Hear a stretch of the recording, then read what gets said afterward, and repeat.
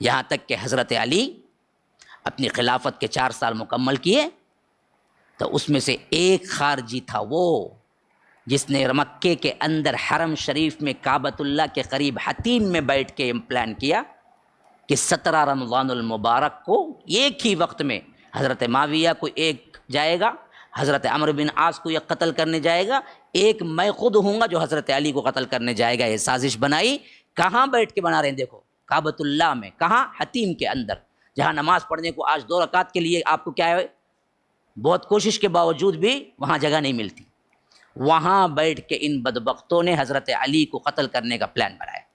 یہ کون تھے؟ وہی 10 خارجیوں میں سے ایک تھا، عبد الرحمن ابن ملجم، ایک روایت میں عبد الرحمن ابن ملجم، باپ کا نام ابن ملجم تھا، نام اس کا کیا تھا بدبخت کا؟ عبد الرحمن تھا۔ عبد الرحمن نمازیں روزے اس کے ایسے تھے، جب یہ کوفہ میں آیا تو لوگوں میں مشہور ہو گیا کہ کوئی بہت بڑا اللہ والا آیا ہے۔ نیت کیا تھی؟ حضرت علی کو قتل کرنا۔ تو وہ رمضان ہی میں، پہلے رمضان کو اندر داخل ہو گئے کوفے میں، اور انتظار کرنے لگا کون سا دن موقع کب ملے گا، کیسے ملے گا، کیسے میں حضرت علی کو قتل کروں۔ اس کی وجہ سے اس نے کیا کیا، 2 دھاری تلوار زہر میں بجھا کے رکھی ہوئی تھی، اور موقع ملتے ہی آخرکار کیا ہے، قتل کرنے کے لیے فجر کے وقت آیا اور حضرت علی کو کیا ہے، وہ تلوار گھمائی اور پیٹ چیرا، تو حضرت علی نے حکم دیا کہ پکڑو اس کو، وہ پکڑ لیا گیا۔ کہا کہ دیکھو، اپنے بیٹے حسن سے کہا اگر میں اس زخم سے مر جاؤں تو قصاص میں اس کو قتل کر دینا، اگر میں اس زخم سے زندہ بچ جاؤں گا تو میں خود فیصلہ کروں گا اس کے ساتھ کیا کرنا ہے۔ 3 دن بعد حضرت علی اسی زخم سے شہید ہو گئے، اسی زخم سے شہید ہو گئے۔ حضرت حسن نے اس کو بلوایا اور قصاص کے طور پہ اسے قتل کرنے کے لیے کہا، تو اس وقت بھی بدبخت نے کہا کہ تو ایسی زبان کو آج قتل کرنے والا ہے جو کہ 1 منٹ کے لیے بھی ذکر اللہ سے کبھی خالی نہ رہی،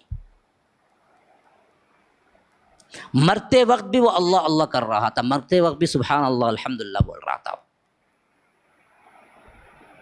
تہجد گزار تھا، روزے دار تھا، عبادت ایسی تھی کہ کہا کہ جب تو اسے قتل کرے گا تبھی یہ زبان بند ہوگی اللہ کے ذکر سے، تب تک یہ زبان چلتی رہی ہے۔ فائدہ کیا ملا؟ جس نے حضرت علی کو قتل کیا اللہ تعالیٰ چھوڑ دے گا اسے، جس نے حضرت علی پر کفر کا فتویٰ لگایا وہ کافر نہیں ہو گیا؟ حدیث میں تو عام مسلمان پر ہے کہ اگر کوئی مسلمان کسی مسلمان کو کہتا ہے یا کافر ہو، اے کافر، تو اللہ کے رسول نے کہا فقط باء بأحدہما، وہ کفر کا فتویٰ پلٹ کے دونوں میں سے ایک پہ ہو جاتا ہے۔ جسے اس نے پکارا وہ حقیقتاً کافر ہے تو وہ کافر ہے، اگر جس کو وہ مسلمان تھا اس کو کہہ کے اس نے پکارا یا کافر، تو ایک مسلمان کو کافر کہنے کے پاداش میں وہ کافر بن جاتا ہے جس نے کافر پکارا۔ عام مسلمان کو بھی تم کافر کہو گے اور وہ کافر نہ ہوگا تو وہ کفر کا فتویٰ پلٹ کے تم کافر بنو گے۔ جس شخص نے بدبخت نے حضرت علی کو کافر کہا اور اللہ کے رسول کے سچے صحابی تھے تو یہ کافر نہیں بن گیا، لیکن پھر بھی اس کا اعتقاد و ایمان کیا تھا؟ ذکر اللہ پہ، تہجد پہ گزرتا تھا۔ تو ان کے ذکر پہ، ان کے نمازوں پہ، ان کے قرات پہ مت جاؤ۔ عقیدہ اگر خارجی ہے تو وہ خارجی ہی ہے، وہ منہج اہل سنت نہیں ہے، نہ کبھی ہو سکتا ہے۔ تو یاد رکھو مسلمانوں، جیسے شیعہ سے بچنا ضروری ہے ویسے ہی خارجیین کے فتنے سے بچنا ضروری ہے۔